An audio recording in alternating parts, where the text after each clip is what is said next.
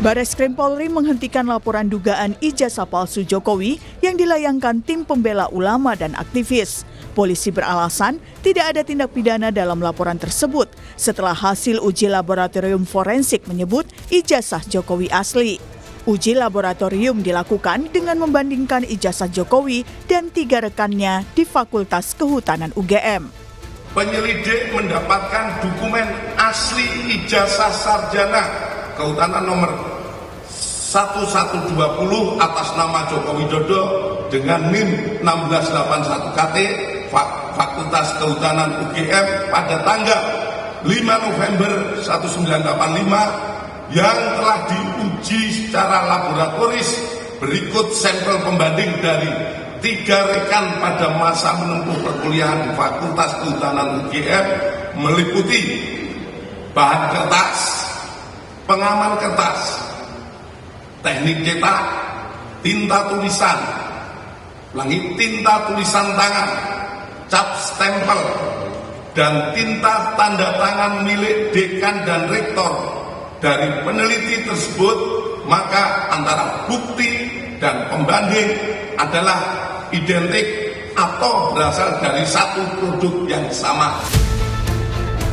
Namun menurut penuding ijazah palsu Jokowi, Roy Suryo, uji lab 4 bukanlah akhir pembuktian, melainkan hasil pengadilan. Roy juga menuntut ijazah Jokowi ditunjukkan ke publik, bukan hanya narasi. Karena hasil ini adalah merupakan satu hasil uji dari sebuah alat bukti.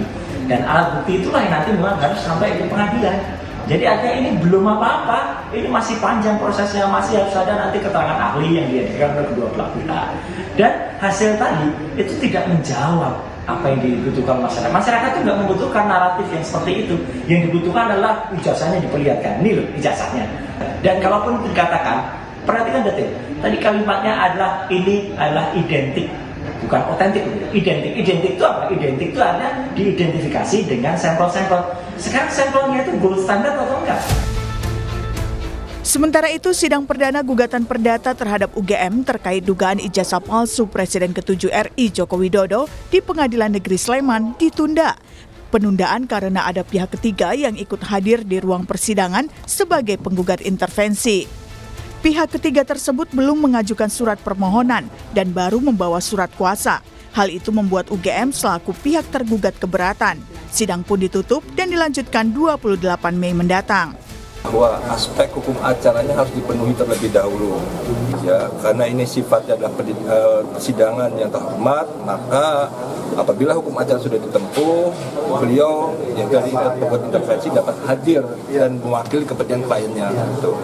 Jadi itu yang kami lihat, karena hukum acara tidak terpenuhi, maka kami tidak bisa untuk menerima beliau hadir di dalam persidangan. Jika Bareskrim telah menyebut ijazah Jokowi asli, apakah polemik keaslian ijazah akan berhenti? Tim Liputan, Kompas TV.